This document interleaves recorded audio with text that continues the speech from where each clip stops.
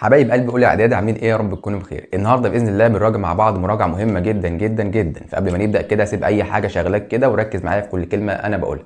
طيب النهارده هنعمل ايه يا شباب؟ النهارده هنعمل حاجتين اتنين. الحاجه الاولى هنراجع المنهج بتاعنا في هيئه سؤال وجواب. الجزء الثاني هنبدا نحل اهم الامتحانات اللي موجوده عندك. فقبل ما نبدا كده سيب اي حاجه في ايدك وهات الورقه والقلم بتوعك وركز معايا في كل كلمه انا بقولها. ويلا بينا. هنا بنراجع اول حاجه عن اهم المفاهيم. اول حاجه يا شباب عندنا حاجه اسمها الزراعه الذكيه مناخيا. الزراعه الذكيه مناخيا هي زراعه بتستهدف الى زياده الانتاج. يبقى اذا لما اقول لك الزراعه يعني ايه زراعه ذكيه مناخيا، تقول لي زراعه بتستهدف الى زياده الايه؟ الانتاج، بس بشكل مستدام. يعني ايه بشكل مستدام؟ يعني زراعه بيكون موجوده في الوقت الحالي، بنحافظ عليها في الوقت الحالي، وبتكون موجوده في المستقبل. لان عندنا حاجه اسمها تغيرات مناخيه، فالزراعه الذكيه دي بتتماشى مع التغيرات الايه؟ المناخيه. طب انا دلوقتي لو انا عندي نباتات مثلا، النبات ده مش انا قلت لك بيعمل عمليه اسمها عمليه البناء الضوئي؟ طب عمليه البناء الضوئي دي ان النبات بياخد ثاني اكسيد الكربون وبيدينا اكسجين. ايوه كده، ايه الحلاوه دي؟ فبالتالي الاحتباس الحراري بتاعي بيقل ولا بيزيد؟ بيقل طبعا، لان ثاني اكسيد الكربون بيؤدي الى زياده نسبه الاحتباس الايه؟ الحراري. فاذا لما قل ثاني اكسيد الكربون يؤدي الى ايه؟ قله غازات الاحتباس الايه؟ الحراري. يبقى اذا تقول لي الزراعه التي تستهدف الى زياده الانتاجيه بشكل مستدام، يعني بشكل دايم، والتكيف مع الظروف المناخيه او التغيرات الايه؟ المناخيه، والتقليل من غازات الاحتباس الايه؟ الحراري.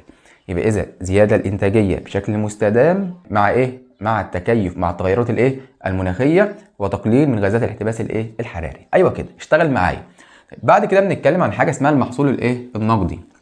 كلمة نقد جاية من كلمة نقود، وانت طبعا بتعشق حاجة زي كده، أي حاجة فيها نقود، أي حاجة فيها فلوس على طول إيه؟ شغال فيه.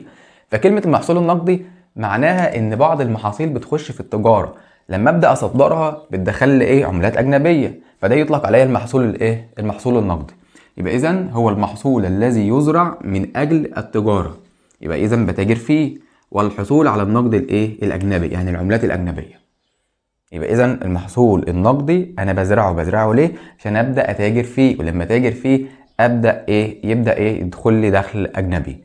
طيب بعد كده يا شباب عندي حاجه اسمها الموائل البحريه.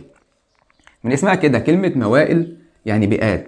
كلمه موائل بحريه بقى يعني بيئات بحريه، والبيئه اي بيئه بحريه بيعيش فيها كائنات بحريه، لا اما نوع واحد او اكتر. بس كده يا معلم، تاني وبالراحه. مثلا لما اجي اتكلم عن الموائل البحريه تقول لي هي منطقه بيئيه طبيعيه، حلو، مأهوله بنوع واحد او اكتر من الكائنات الايه؟ البحريه. ده تعريف الموائل البحريه. يبقى اذا هي عباره عن بيئه، البيئه دي بيكون فيها نوع واحد او اكتر من الكائنات الايه؟ البحريه. رقم 4 يا شباب عندي حاجه اسمها الطاقه الاحفوريه. انا قلت لك عندي الطاقه، عندي نوعين اتنين، عندي طاقه متجدده وعندي طاقه احفوريه، اللي هي الطاقه النظيفه اللي هي الطاقه المتجدده. ايوه كده. لكن الطاقه اللي بتلوث البيئه هي الطاقه الايه؟ الاحفوريه. يعني كل ما احرق الطاقه دي بيرتفع ثاني اكسيد الايه؟ الكربون، فبالتالي تلوث البيئه بيزيد. حلو الكلام. فلكن الطاقه الاحفوريه انا بالنسبه لي اصلها ايه اصلا؟ قال لك هي ذات اصل حيواني او نباتي. طب هي موجوده فين؟ قال لك موجوده بباطن الارض. يبقى اذا تقول لي موجوده فين؟ تقول لي موجوده بباطن الايه؟ الارض. طيب دي المفترض الطاقه الاحفوريه دي كل ما يتم حرقها زي البترول او الغاز الطبيعي او الفحم، ايه اللي بيحصل؟ ثاني اكسيد الكربون بيزيد، فبالتالي تلوث البيئه بيزيد. تاني وبالراحه. اذا لما اجي اتكلم عن الطاقه الاحفوريه تقول لي هي الطاقه الناتجه عن حرق مواد ذات اصل ايه؟ يبقى الاصل بتاعها حيواني او نباتي. حلو الكلام. طيب تستخرج من باطن الايه؟ من باطن الارض. فاذا لو قال لك الطاقه الاحفوريه موجوده فوق سطح الارض، لا يا باشا، هي موجوده بباطن الايه؟ في باطن الارض، عن طريق عمليه التعدين، بيتم استخراجها عن طريق عمليه الايه؟ التعدين، وينتج عن حرقها كميات كبيره من ثاني اكسيد الكربون، لذا تسبب تلوث الايه؟ البيئه. يعني من الاخر بتاثر سلبي على البيئه. وعكس طبعا الطاقه المتجدده زي مثلا الرياح، الشمس، الطاقه الكهرومائيه. ركز معايا كده واتكلم معايا. ها. طيب بعد كده الغرفه التجاريه قال لك هي عباره عن مؤسسه رسميه ذات موارد خاصه بتشرف على النشاط التجاري والايه؟ والاستثماري. ده بالنسبه للغرفه الايه؟ التجاريه. دي اهم التعريف او اهم المفاهيم الموجوده عندك في الوحده الايه؟ الوحده الثالثه. بعد كده يا شباب بنتكلم عن اهم التفسيرات اللي موجوده عندك. هنا رقم 1 بيقول لك اتباع افريقيا نمط الزراعه البدائيه قبل القرن العشرين. انا شايف واحد كده بيقول لي يعني ايه كلمه نمط؟ كلمه نمط يا حبيب قلبي يعني انواع. يعني زراعه عندنا انواع كتير، عندنا زراعه بسيطه او بدائيه، وعندي زراعه اسمها زراعه الكثيفه، وعندي زراعه الواسعه. حلو. ليه في البدايه كانت افريقيا كانت معتمده على الزراعه البدائيه؟ عشان الزراعه البدائيه كان الغرض منها هو تحقيق الاكتفاء الذاتي. يبقى التحقيق الاكتفاء الايه؟ الاكتفاء الذاتي. ده اول حاجه. طيب رقم 2 بيقول لك يعني ايه كلمه اكتفاء ذاتي اصلا؟ يعني اعرف ااكل السكان بتوعي من دون الاحتياج للاستيراد من الخارج، يعني من غير ما استورد من بره. حلو. يبقى اذا رقم واحد معتمد على الزراعه البدائيه ليه؟ عشان احقق الاكتفاء الذاتي. اتنين بيقول لك تحول معظم دول افريقيا الى الزراعه الكثيفه والواسعه. حلوه النقطه دي، خلي بالك. هو انا في البدايه قلت لك كنت معتمد على الزراعه تقول لي كنت معتمد على الزراعه البدائيه، اتكلم معايا. طب بعد ذلك قال لك تحولت الى الزراعه الكثيفه والزراعه الزراعه الواسعه. طب ايه السبب؟ قال لك المفترض دلوقتي ان السكان زادوا، فكل ما السكان بيزيد المفترض الانتاج يزيد، والزراعه البدائيه غير مناسبه لزياده الانتاج. حلو كده. فبالتالي هرجع للاعتماد على الزراعه الكثيفه او الزراعه الواسعه. يعني هبدا ازرع اراضي كتير جدا عشان ابدا اسد الاحتياجات السكانيه من الغذاء. بتقول لي سبب رئيسي لزياده الانتاج وسد الاحتياجات الغذائيه الناتجه عن الزياده السكانيه الكبيره بالقاره. يعني من الاخر هزود الانتاج. طب هزود الانتاج ليه؟ عشان اسد الاحتياجات السكانيه من الغذاء. اعتماد بعض دول الافريقيه على الزراعه الذكيه مناخيا، زي مثلا مين؟ مصر وغانا ومالي. حلو. طب ليه؟ هتقولي لتحقيق الامن الغذائي، لان دلوقتي في عندنا تغيرات مناخيه كتير. فانا دلوقتي اتفادى ازاي التغيرات المناخيه دي؟ عن طريق الاعتماد على الزراعه الذكيه، زي مثلا ان ازرع في عندي حاجه اسمها البيوت البلاستيكيه. البيوت البلاستيكيه دي تتكيف مع البيئه. يعني مثلا لو عندي انخفاض في درجه الحراره، هي بتؤدي الى ارتفاع درجه الحراره، فالمحاصيل اللي انا بزرعها في الجو الحر والمناخ بتاعي مش مناسب، ابدا اعمل لها بيوت بلاستيكيه. ده كله مش عليك. تقول لي ليه؟ تقول لي لتحقيق الامن الغذائي في ظل التاثيرات السلبيه للتغيرات المناخيه. يبقى تحقيق الامن الغذائي، كلمه امن غذائي يعني الشعب يعرف ياكل. بعد كده بيقول لك الاهميه الاقتصاديه للذره الرافعه في افريقيا. طبعا الذره الرافعه يا شباب يستخدم كغذاء للانسان والحيوان، الاثنين كغذاء للانسان وغذاء للحيوان. بعد كده بيقول لك اهتمام دول القاره الافريقيه بزراعه محاصيل المنبهات. محاصيل المنبهات مش منبهات، منبهات زي مثلا الكاكاو والشاي والبن. الحاجات دي بنزرعها ليه؟ طبعا لسه قايلها لك فوق، عشان ابدا اتاجر فيها، عشان يبدا يزيد النقد بتاعي او الدخل بتاعي. يبقى اذا تقول لي الاستخدامها في الاغراض في الاغراض التجاريه. اقول لك للمطاط الطبيعي اهميه كبيره. طبعا المطاط يا شباب قلت لك بيستخدم في صناعه اطارات الطائرات والسيارات. كلمه اطارات يعني الكاوتش بتاع العربيه او الطياره. ده بالنسبه للمطاط الطبيعي. يبقى اذا لو قلت لك المطاط اهميته ايه، تقول لي يستخدم في ايه. تتكلم معايا. يبقى اذا يستخدم في اطارات ايه؟ تقول لي السيارات والطائرات. ايوه كده. بعد كده بيقول لك شهرة القطن المصري والسوداني. ليه بقى؟ قلت لك لان القطن عندنا من نوع طويل التيلة، ده من اجود انواع القطن على مستوى العالم. يبقى تقول لي لان القطن المصري والسوداني من نوع طويل التيلة. طيب بعد كده بيقول لك القيمة الاقتصادية للابقار محدودة. هو فعلا محدودة. هي محدودة ليه؟ قال لك لان بالنسبة لي انتاجها من اللحوم والالبان قليل. يبقى تقول لي بسبب ضعف انتاجها من الالبان واللحوم. ده لو قال لك القيمه الاقتصاديه للابقار محدوده. طب بعد كده بيقول لك يعد الجفاف احدى المشكلات التي تواجه الثروه الحيوانيه في قاره مين؟ في قاره افريقيا. لان طبعا تذبذب الامطار بيأثر على نمو المراعي. طبعا كميه الامطار بتأثر ايجابي او سلبي. يعني كل ما الامطار بتزيد المراعي بتنمو. طب الامطار قلت، يبقى اذا المراعي اللي بيحصل لها، يعني النباتات اللي بيتغذى عليها الحيوانات، هتقل ولا هتزيد؟ لا طبعا هتقل. فكلمه قله الامطار اصلا دي او قله الامطار دي معناها جفاف. حلو كده. يبقى اذا تقول لي كده لانها تؤثر على نمو المراعي واختفاء اجزاء منها. ده ترتب عليه طبعا يؤدي الى نفوق اعداد كبيره من الحيوانات، يعني الحيوانات بتموت. يبقى اذا عندي علاقه ما بين علاقه ما بين الامطار والمراعي.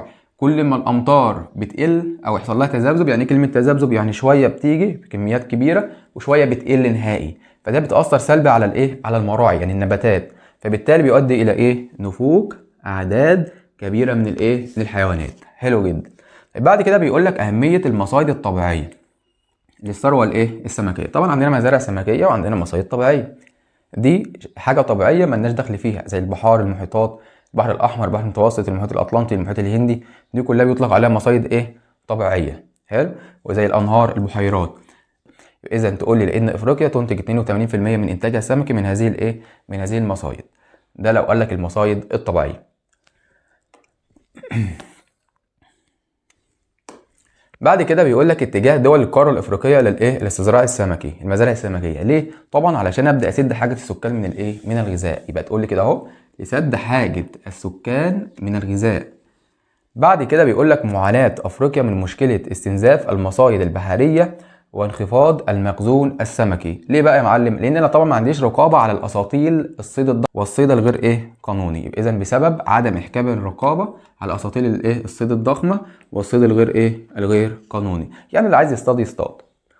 ده بالنسبة المشكلة قلة المصايد او قلة الانتاج السمكي اللي موجود فين في القاره القاره الافريقيه. يبقى اذا ما عنديش رقابه على الاساطيل الصيد زائد الصيد الغير قانوني. بعد كده بيقول لك تعمل مصر على زياده الاستثمار في البحوث الزراعيه. طبعا ده بيؤدي الى زياده الانتاج الانتاج الزراعي.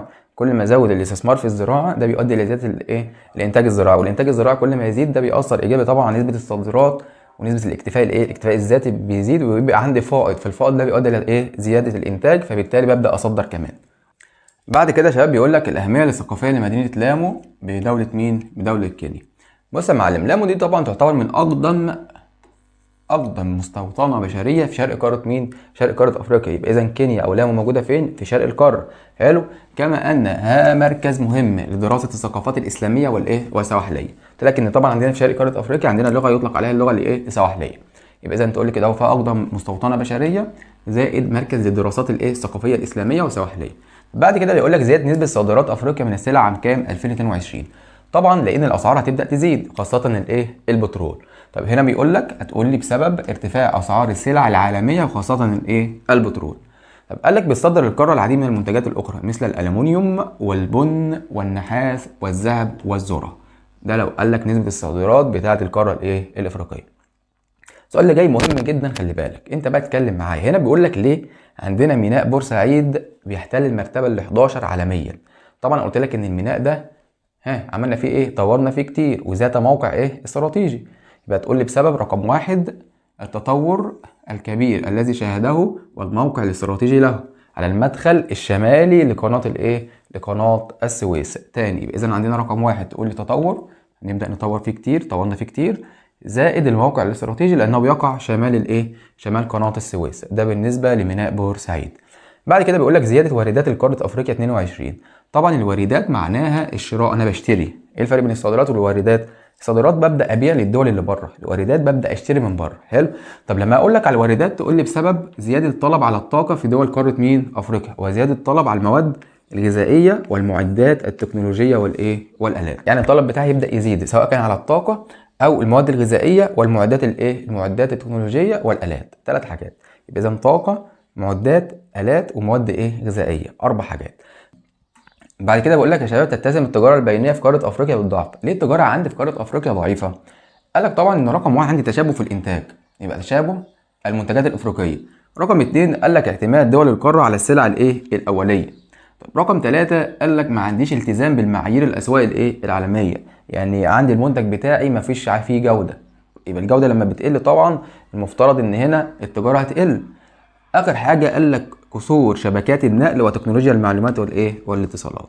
يبقى اذا عندي 4 حاجات مهمين جدا. يبقى رقم 1 تشابه المنتجات، منتجات زي بعضها. حلو. انا بصنع القلم ده والدول التانية بتصنع نفس القلم، فبالتالي ما عنديش تجاره بينيه. كلمه تجاره بينيه يعني بيتم ما بين الدول الافريقيه اللي هم 54 دوله.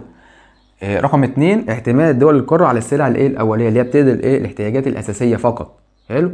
رقم 3 ضعف القدره على الالتزام بالمعايير الاسواق العالميه، ما عنديش جوده في الانتاج. اخر حاجه ما عنديش وسائل نقل او تكنولوجيا او معلومات او اتصالات. بعد كده بقى بنتكلم على اهم الادله يا شباب، ركزوا معايا. اول حاجه بيقول لك تواجه الزراعه في قاره افريقيا عدة مشكلات. طبعا عندنا مشاكل كتير، منها قال لك رقم 1 الجفاف والفيضانات. طيب رقم 2 قال لك تدهور التربه الزراعيه او هجمات اسراب الجراد الصحراوي، طبعا بيدمر المحاصيل بتاعتي.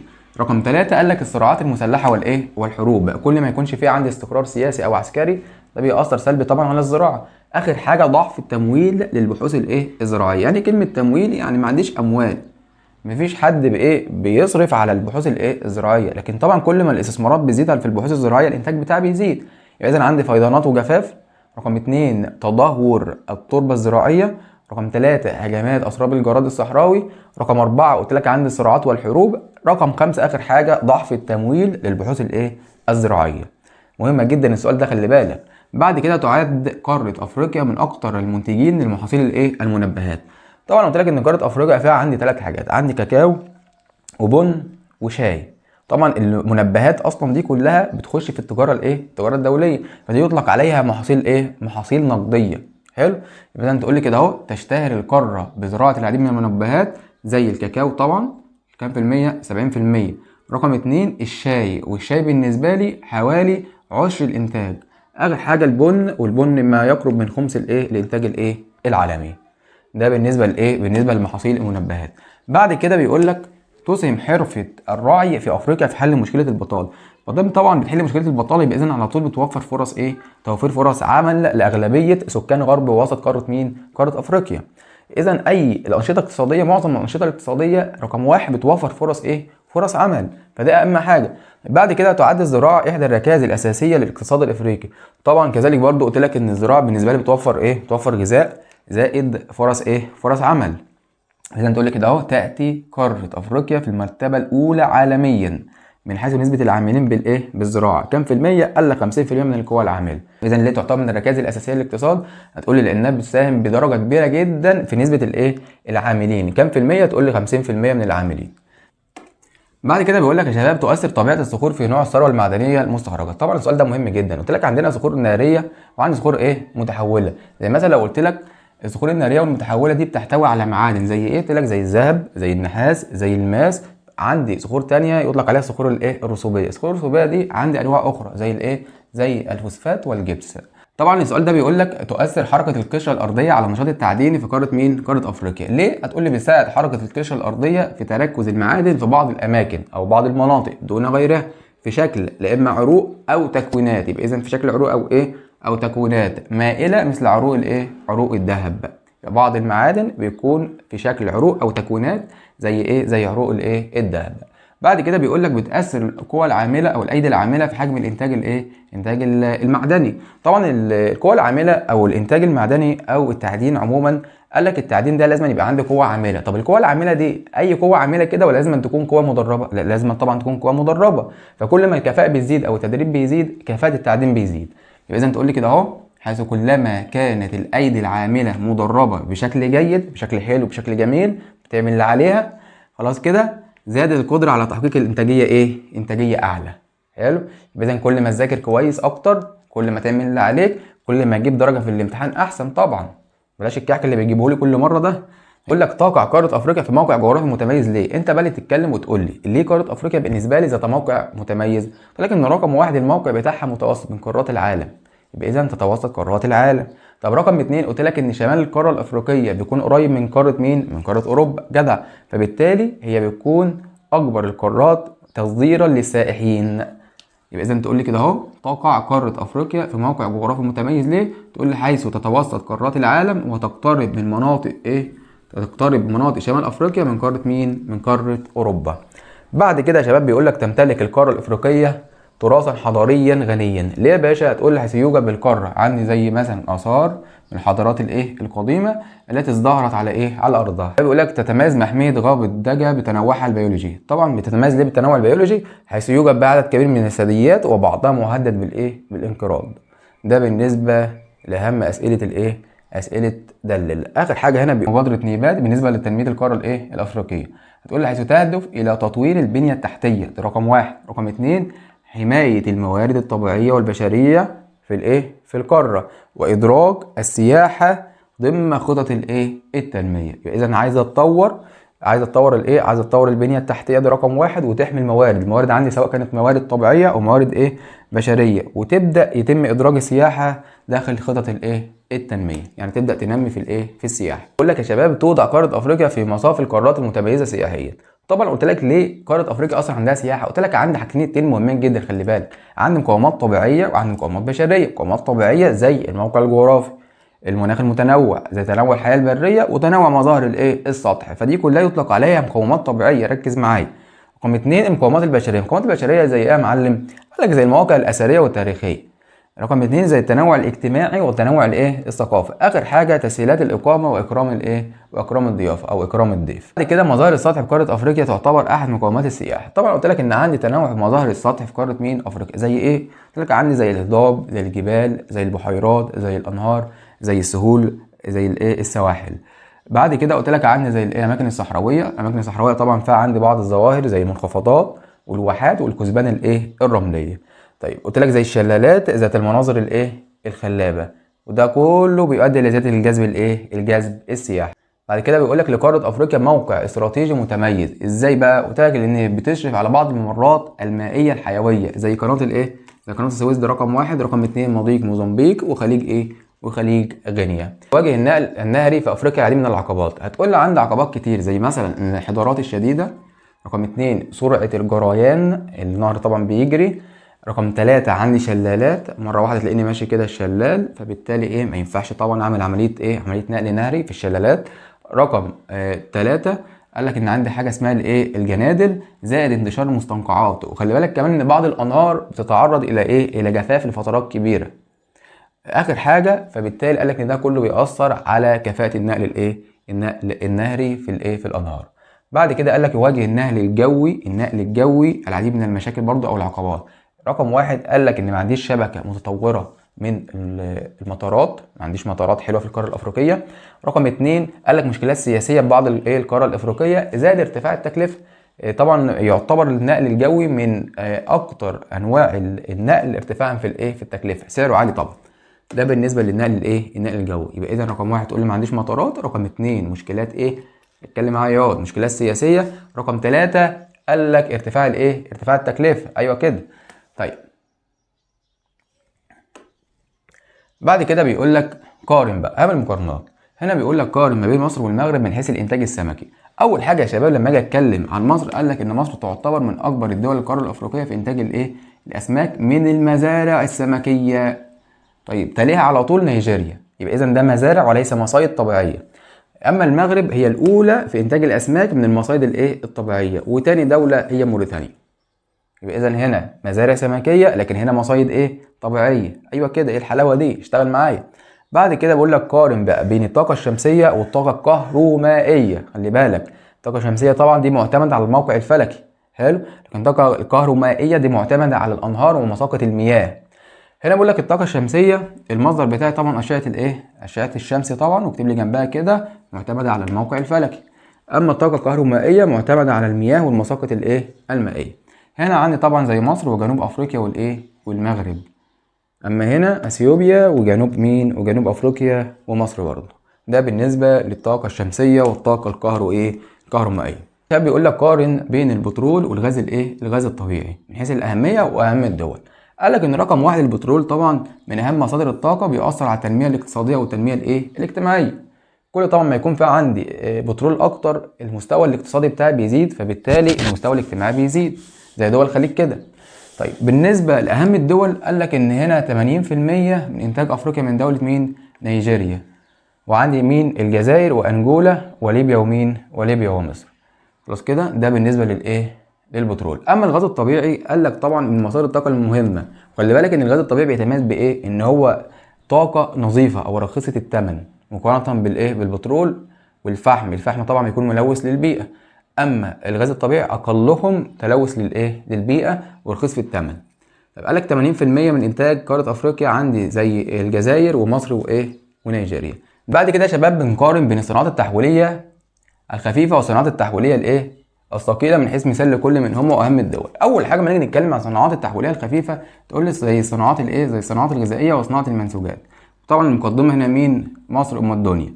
اما في الصناعات التحويليه الثقيله قال لك الصناعات الكيماويه والمطاط وتكرير البترول والصناعات المعدنيه. اذا عندي صناعات كيماويه، مطاط، تكرير البترول والصناعات المعدنيه كفايه.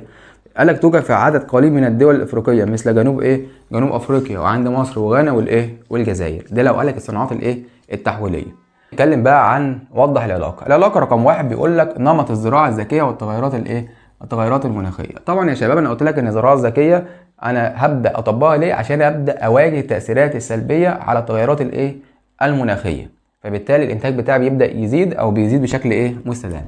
اذا هنا بيقول لك يساعد استخدام نمط الزراعه الذكيه في مواجهه التاثيرات السلبيه للتغيرات المناخيه على الزراعه. من اجل هتقول لي من اجل تحقيق الامن الغذائي وتقليل غازات الاحتباس الحراري. ده رقم واحد. مشكله الجفاف والرعي في قاره في قاره افريقيا. طبعا مشكله الجفاف بتؤدي او بتاثر سلبي على المراعي الطبيعيه واختفاء اجزاء منها، وبالتالي يؤدي الى نفوق اعداد كبيره من من الحيوانات. لسه قايله كل ما يكون عندي جفاف النباتات بتبقاش موجوده، فبالتالي بيؤدي الى نفوق اعداد كبيره من من الحيوانات. بعد كده بيقول لك معدلات النمو السكاني ونمط الزراعه المتبع في دول في دول القاره. ركزوا بقى معايا لان ده مهم جدا. قلت لك ان في البدايه قلت لك تحولت معظم دول القاره الافريقيه الى اتباع نظام الزراعه نمط الزراعه الكثيفه بسبب الزياده السكانيه، وذلك بهدف زياده الانتاج وسد حاجه السكان الغذائيه المتزايده. قلت في البدايه كان عندنا زراعه بدائيه او زراعه بسيطه، لكن السكان لما يبداوا يزيدوا فبالتالي هبدا اغير من الزراعه البدائيه او الزراعه البسيطه الى الزراعه الى الزراعه الواسعه او الكثيفه. ليه؟ عشان ابدا اسد حاجه السكان من من الغذاء. بعد كده بقول لك الامن الغذائي لدول الخليج العربي ودول القرن الافريقي. قال لك هنا بتسهم دول القرن الافريقي زي السودان واثيوبيا والصومال في تحقيق الامن الغذائي لدول الخليج من خلال قال لك من خلال تصدير الثروه الحيوانيه لها. اذا احنا بنصدر لهم ثروه حيوانيه، فبالتالي يطلق عليه تحقيق الامن يطلق عليه تحقيق الامن الغذائي لدول الخليج. بعد كده السؤال ده مهم جدا، خلي بالك منه. بيقول لك الموقع الفلكي لدوله مين؟ لدوله اثيوبيا، خلاص كده، وحيوان الراعي التي تشتهر بانتاجه. طبعا الموقع بتاع دوله اثيوبيا ادى ذلك الى توفير المياه والمراعي المراعي الطبيعيه، فبالتالي سهل تلبيه الابقار. اذا نتيجه كميه الامطار ده ادى الى زياده تربيه الابقار في دوله مين؟ في دوله اثيوبيا. الزراعه الذكيه مناخيا والحفاظ على البيئه. طبعا الزراعه يا شباب، الزراعه الذكيه لسه قايلها برضو دلوقتي، قلت ان الزراعه بتؤدي الى قله الاحتباس الحراري او غازات الاحتباس الحراري، فبالتالي بتحافظ على بتحافظ على البيئه. اذا بتقول لي الزراعه الذكيه كده اهوت، تقول لي تعمل الزراعه الذكيه مناخيا على تقليل نسبه غازات الاحتباس الحراري، وبالتالي بتحافظ على على البيئه. هنا اسئله متنوعه بقى، بيقول لك اقترح سبلا لتحقيق اكبر استفاده ممكنه من التراث الحضاري والطبيعي بقاره مين؟ قاره افريقيا. يعني عشان استفيد من الاخر من التراث الحضاري والطبيعي اللي موجود عندي اعمل ايه؟ قال لك ان رقم واحد ابدا اعمل برامج توعيه باهميه المحافظه على المواقع على المواقع الاثريه. رقم اتنين ابدا اهتم بالتسويق السياحي بقى. اذا رقم اتنين الاهتمام بتسويق المناطق السياحيه والاثريه وعمل برامج ترفيهيه. اشمعنى؟ هتقول لي لزياده جذب السائحين للقاره. ده لو قال لك ايه الطرق اللي من خلالها بيتم تطوير او استفيد من التراث الحضاري والطبيعي للقاره الافريقيه. يبقى اذا عندي برامج توعيه باهميه المحافظه على الاماكن التراثيه. رقم اتنين يبقى عندي عندي تسويق. اخر حاجه يا شباب في جزء السؤال والجواب مهمه جدا، بيقول لك هنا المعوقات بقى اللي بتقابل اللي بتقابل حركه السياحه والحلول بتاعتها. قال لك رقم واحد الظروف المناخيه السيئه. الظروف المناخيه السيئه في عديد من دول القاره. هنا احل ده ازاي؟ عن طريق توفير سبل الراحه التي تساعد على التغلب على الظروف المناخيه السيئه، زي ارتفاع درجه الحراره. يعني مثلا لو ارتفاع درجه الحراره عندي ده بالنسبه لي عامل طبعا عامل سلبي، ابدا اوفر بقى تكييفات، فنادق طبعا كده على اعلى مستوى. الكلام ده كله بيؤدي الى زياده حركه حركه السياحه. بعد كده يا شباب بيقول لك عندي كثرة الأمراض الموجودة في القارة الأفريقية. طبعا الأمراض أعالجها إزاي؟ عن طريق رفع مستويات الرعاية الصحية والتطعيمات واللقاحات. يبقى إذا أمراض هقابلها إزاي؟ عن طريق الرعاية الصحية والتطعيمات واللقاحات. بعد كده بيقول لك ضعف شبكة النقل والمواصلات والبنية التحتية. ده طبعا المشاكل اللي بتواجه السياحة في القارة الأفريقية. طب أبدأ أعالجه إزاي؟ برضو عن طريق الاهتمام بمشروعات البنية الحديثة من شبكة الطرق ووسائل اتصال وسائل اتصال حديثة. حلو. يبقى اذا اعالج المشكله دي ازاي؟ عن طريق الاهتمام بالبنيه التحتيه من طرق ووسائل اتصال حديثه. ركز معايا، مش عايزك تمل كده، عايزك بطل كده. بعد كده بيقول لك عندي كثير من السكان المحليين بيتحدثوا بلغه او لهجات محليه، وعدم جادتهم اللغه الانجليزيه. يعني بيعرفوش يكلموا انجليزي من الاخر كده. عند بعض السكان في قاره افريقيا بيعرفوش يكلموا انجليزي، بيكلموا لغه محليه فقط. حلو. ده طبعا بيؤدي الى بيؤدي الى قله عدد السائحين. طب انا احل ده ازاي؟ الاهتمام بتعليم اللغات الاخرى. اخر حاجه بيقول لك تعرض بعض الدول لازمات ونزاعات عسكريه وسياسيه. هبدا اسعى لانهاء هذه الانقسامات والنزاعات في القاره الافريقيه. ده اهم المشاكل اللي بتواجه السياحه وازاي اقدر احلها. الخريطه بتقول هنا، بيقول لك الاستعانه بالخريطه المقابله، اكتب الرقم المناسب الذي يشير الى الاجابه الاجابه الصحيحه. يعني رقم الدوله المناسب هنبدا نكتبه قدام قدام البيانات بتاعته الصحيحه. اول حاجه بيقول لك اي من الدول المنتجه للطاقه الشمسيه والطاقه الكهرومائيه. ركز معايا بقى في كل كلمه انا بتكلم فيها. لما اجي اتكلم عن الطاقه الشمسيه والطاقه الكهرومائيه تقول لي ان الاثنين عباره عن طاقه متجدده. تمام، يبقى اذا رقم واحد نستنتج ان الطاقه الشمسيه والطاقه الكهرومائيه الاثنين طاقه متجدده. خلي بالك كمان عندي طاقه متجدده تانية، ايه هي؟ اخر حاجه عندنا طاقه الرياح. السؤال بيقول اي من الارقام دي تعتبر من الدول المنتجه للطاقه الكهرومائيه والطاقه الشمسيه. طبعا هتبقى رقم 5، هتبقى دوله مين؟ جنوب افريقيا. يبقى اذا هنا عندي رقم 5. طيب رقم 2 بيقول لك اولى الدول الافريقيه انتاجا للاسماك من المصائد الطبيعيه. طبعا يا شباب عندنا الاسماك عندنا نوعين اتنين من المصائد، عندنا حاجه اسمها المزارع السمكيه وعندي حاجه اسمها المصايد الطبيعيه. طب هنا لما اجي اتكلم عن المصايد الطبيعيه هتبقى دوله رقم كام؟ رقم 4. اشمعنى رقم 4؟ لان دوله رقم 4 هي المغرب. طب انا بقى لو سالتك سؤال وقلت لك تاني دوله بانتاج الاسماك من المصايد الطبيعيه، المصايد الطبيعيه على طول هتقول لي دوله مين؟ دوله موريتانيا، موجوده هنا في المنطقه دي. حلو جدا. طيب بعد كده دوله يوجد بها مدينه لامو القديمه. طبعا مدينه لامو موجوده في كينيا، صح كده؟ فلازم هيكون عارف مكان كينيا فين. كينيا فين بقى هنا؟ دي دولة كينيا، برافو عليك. يبقى إذا هنا هتبقى رقم كام؟ رقم 2. طيب بعد كده دولة تشتهر بزراعة القطن طويل التيلة. طبعا هتبقى مصر والسودان، لكن هنا عندي دولة كام؟ رقم 3 اللي هي السودان. يبقى إذا هنا رقم 3. ده بالنسبة للخريطة للخريطة بتاعتي. طيب وخلي بالك إن القطن طبعا خدت قبل كده يستخدم في في المنسوجات. خلي بالك من الكلام ده لأن مهم جدا. أنا بقول لك رقم 1 تم استخدام فرنسا الثقافة كوسيلة للسيطرة على جنوب أفريقيا. ركز معايا واحدة واحدة وبالراحة. دلوقتي اجيب لك دولة مين؟ دولة فرنسا. هل فرنسا كانت موجودة في جنوب أفريقيا؟ لا طبعا. أمال مين اللي كان موجود في جنوب أفريقيا؟ تقول لي إنجلترا. يبقى إذا رقم 1 غلط. طيب أمال أنا قلت لك دلوقتي فرنسا كانت موجودة زي الجزائر. يعتبر الغاز الطبيعي من أقدم مصادر الطاقة اللي عارفها الإنسان وينتج عن حرقه تلوث كبير للبيئة. طبعا مش الغاز الطبيعي اللي بيعمل كده، هو مين؟ ايوه كده، هو الفحم. طيب بعد كده تقترب مناطق شمال افريقيا من قاره اسيا والتي تعد من اكثر القارات مصدرا للسائحين. لا يا شباب، احنا قلنا مناطق شمال افريقيا اقرب الى الى القاره الاوروبيه. والقاره الاوروبيه خلي بالك هي اللي بتعتبر من اكبر الاماكن مصدره للسائحين. طيب اخر حاجه بيقول لك توجد بقاره افريقيا عديد من المطارات. حلو الكلام. النقل الجوي، طبعا نقل الجو مهم جدا. خلي بالك ممكن يتكلم عن النقل، المشكلات مهمه جدا سواء كان عندي نقل جوي او بري او نهري ايا كان. طيب مثل مطار كيب تاون بدوله جنوب افريقيا. طبعا انا بالنسبه لي مطار كيب تاون موجود في جنوب جنوب افريقيا. يبقى اذا الاجابه الاجابه صحيحه 100%. ده بالنسبه الجزء بتاع صح وغلط. طيب بعد كده بيقول لك ما المقصود بالثوره الثوره الصناعيه. طبعا انا هنا عندي ثوره صناعيه معناها هبدا يبقى عندي نوع من انواع التحولات. تحولات ازاي؟ قال لك تحولات علميه، هيبدا افكر. حلو. طيب تحولات علميه وتحولات تاني؟ قال لك تحولات اقتصاديه وتحولات تاني؟ تحولات اجتماعيه. ليه؟ نتيجه اكتشاف الاله البخاريه. حلو كده. يبقى اذا لما اجي اتكلم عن الثوره الصناعيه تقول لي هي عباره عن تحولات علميه تاني؟ اقتصاديه. جدع، قول معايا ياض. شايفك على فكرة، خلي بالك. يبقى تحولات علمية واقتصادية واجتماعية. اشمعنى بقى؟ نتيجة اكتشاف الآلة البخارية. تمام. ده لو قال لك الثورة الصناعية. السؤال اللي بعد كده يا شباب بيقول لك بما تفسر اتباع الدول الاستعمارية الأوروبية سياسة فرق تسد في أفريقيا. طبعا السؤال ده مهم جدا. انت بقى اللي تقول لي ليه كانت اصلا عايزه تفرق القاره الافريقيه؟ لان الدول الاستعماريه هي قالت لما يكون عندي نوع من انواع الوحده هيبقى فيه قوه، فبالتالي مش هعرف اسيطر على القاره الافريقيه.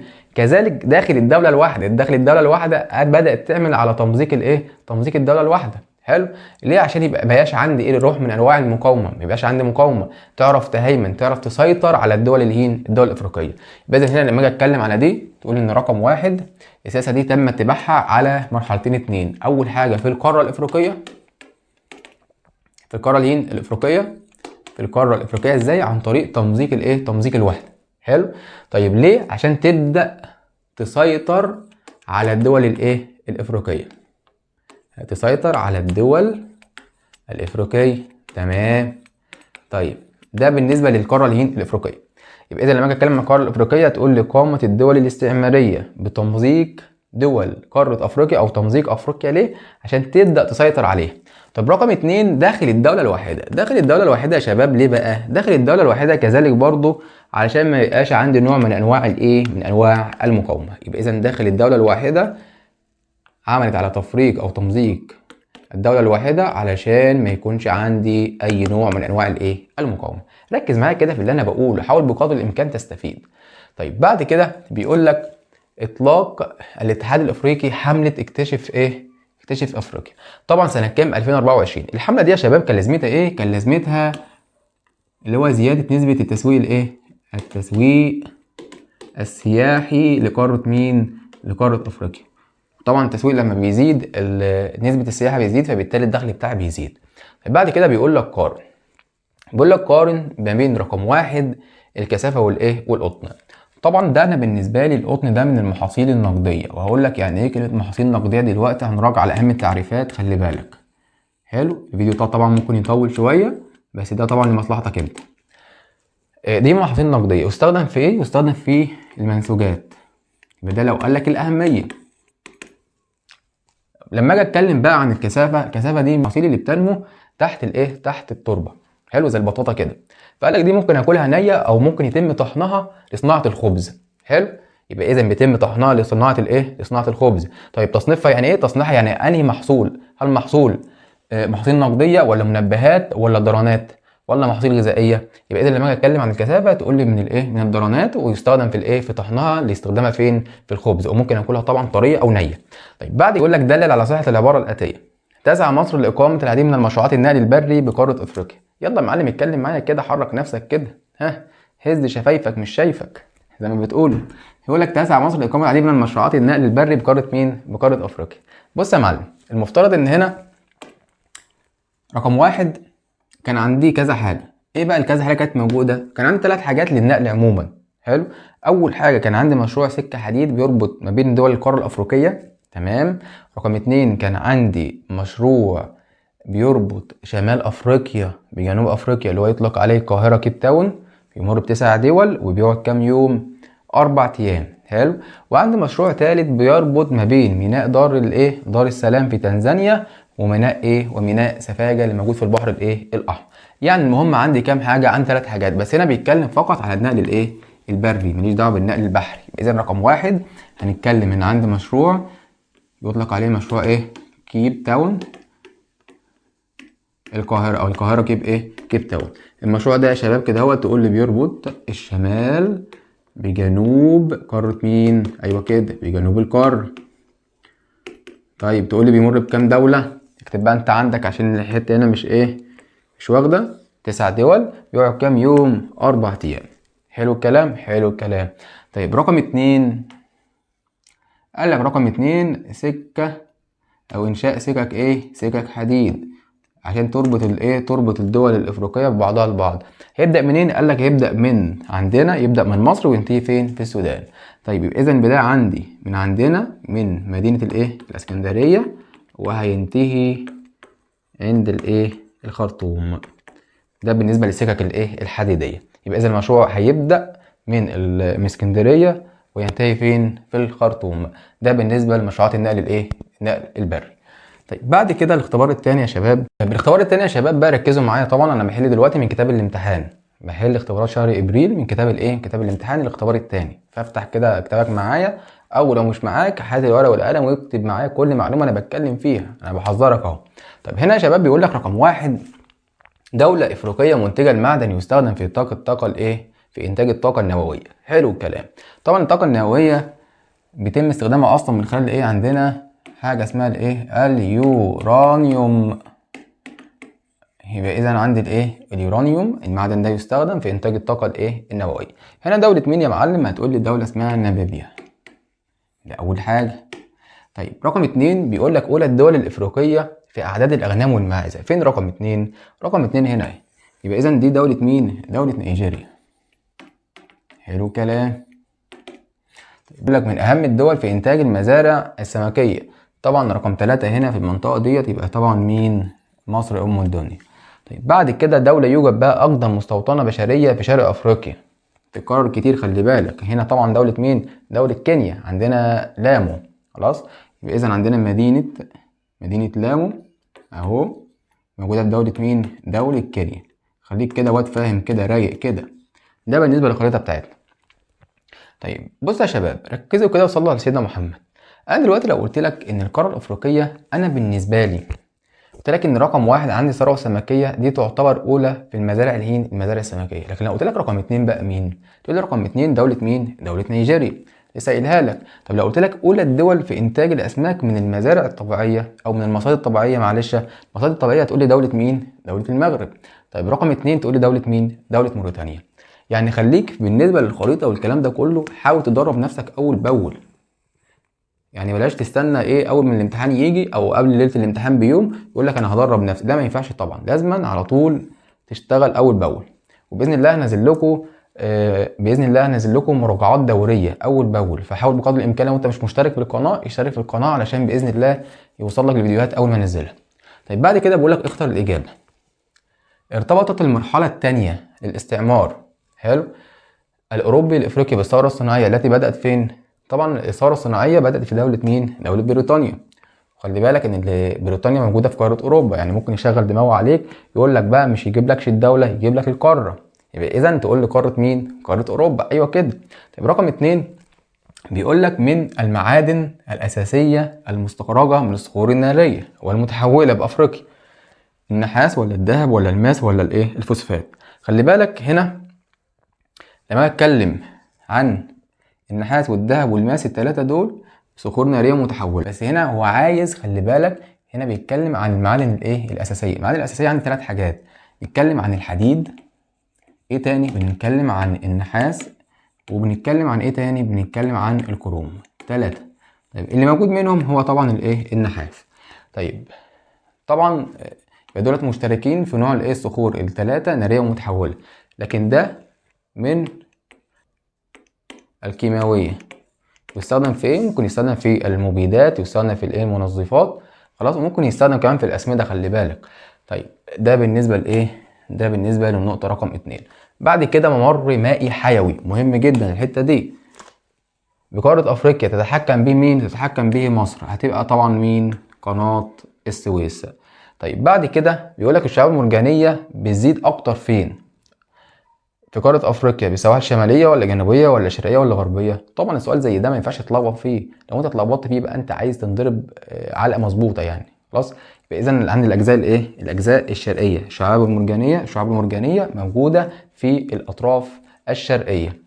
هنا بيقول لك حدد الاثر الناتج عن استنزاف الاستعمار الثروات الطبيعيه بالقاره بالقاره الافريقيه. بص يا شباب، طبعا هنا ده ترتب عليه معاناه. كلمة معاناة يعني ايه؟ كلمة معاناة يعني الشعب الافريقي او قارة افريقيا هتبدأ تشتكي من الفقر. خلاص كده، اذا معاناة القارة الافريقية من من الفقر. بيقول لك دلل على صحة العبارة. بيقول لك ما زال الاستعمار الاوروبي يؤثر على القارة الافريقية اقتصاديا. تمام، هنا جايب لك اقتصاديا خلي بالك. حلو، فهنا هنقول هي عبارة ان القارة الافريقية عبارة عن سوق استهلاكي لمين بقى؟ قال لك استهلاك للمنتجات الدول الاستعماريه.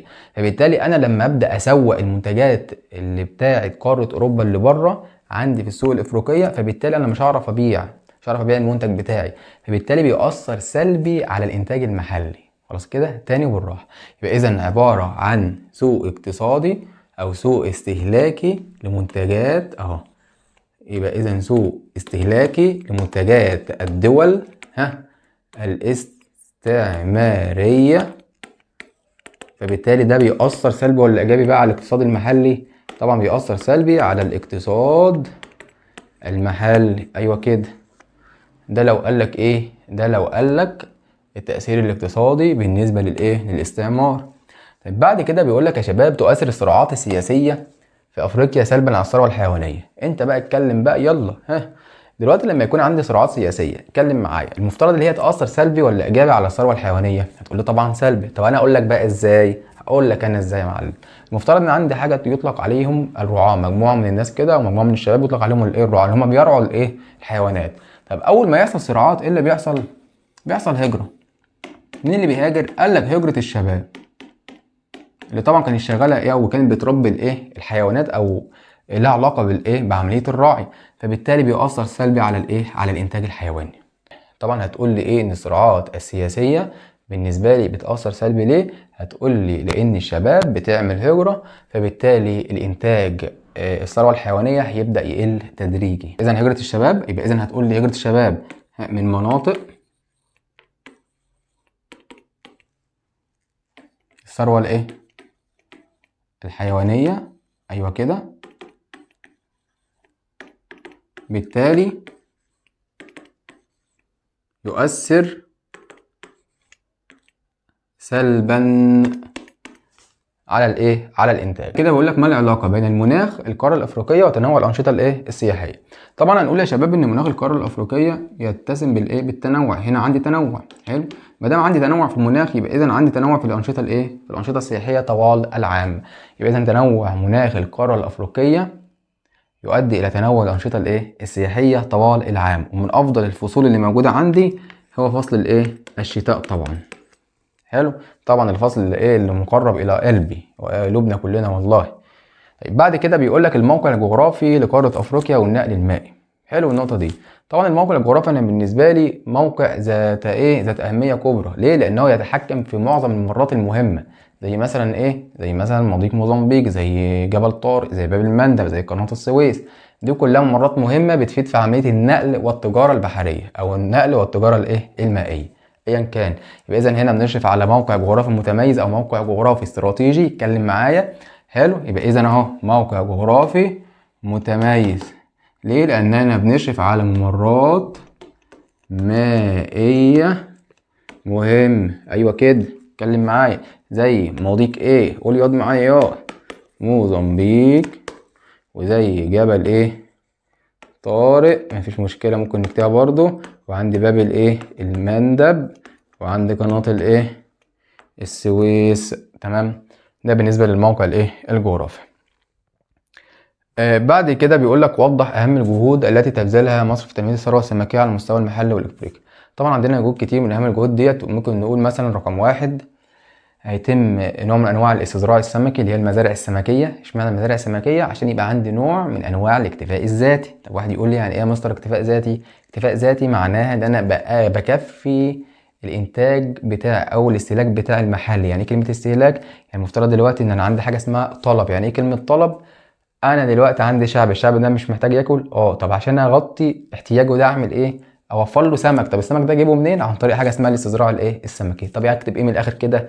تقول لي انت رقم 1 كده اهوت يبقى انشاء العديد من مشروعات الاستزراع السمكي. حلو. طب ليه؟ تقول لي كده اهو لتحقيق الاكتفاء الذاتي. دي اول حاجه.